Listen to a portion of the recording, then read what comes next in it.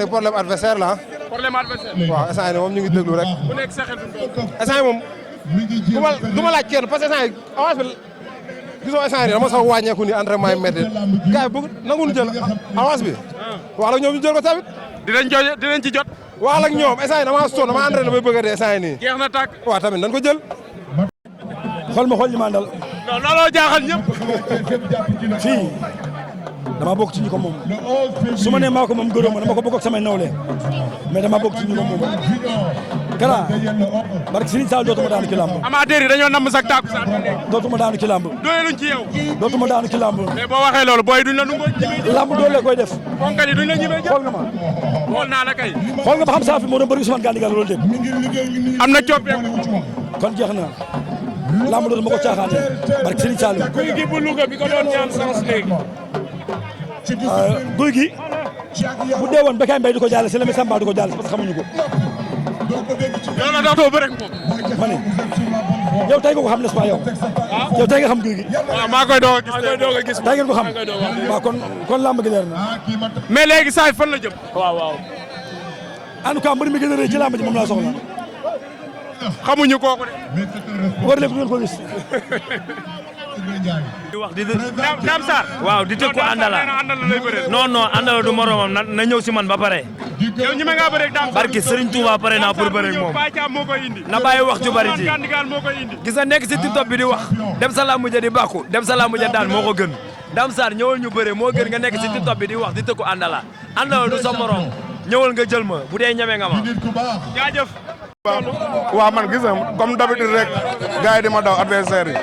mais yow sa diggante ak l'enfant Ndiogou na leer loolu keroog maa ngi doon Baye Fall Gandiaye ne ko na leer. gars yi nee na yow yaa parewul. pare comme man boo ma paree yàgg na. barki da ngay def examen. jeex na examen jeex na léegi alhamdulilah diplôme ba ma doon wër am naa ko. am nga diplôme bi. jeex na tàkk diplôme bi am naa ko. 1 litre. ah. ma ne 1 litre. waaw 1 litre intellectuel noonu laa koy bëree nag. ñogonal la ñëw ma yóbbu ko.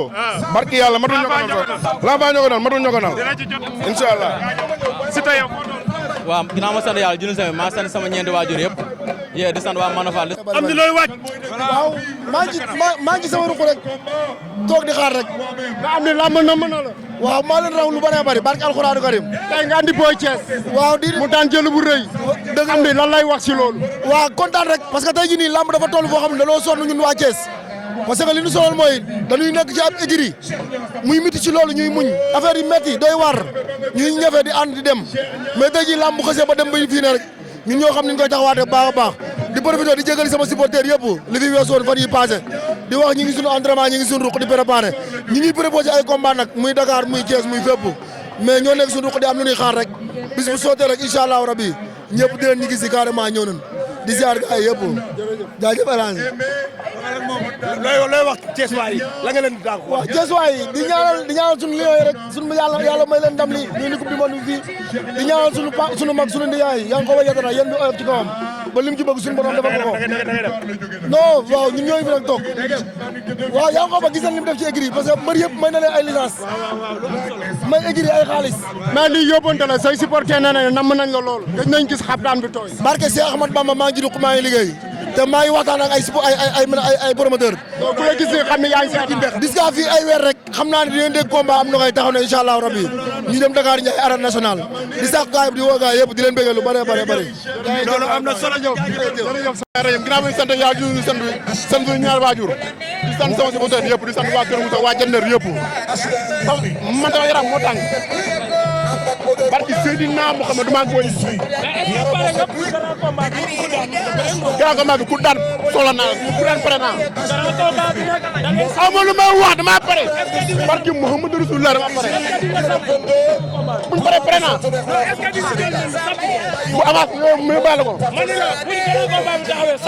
bu taxee ma sambu ndënd champion nga dégg goo mu ñal na ci 8 combats xaw ma 9 yëpp di ay ndam.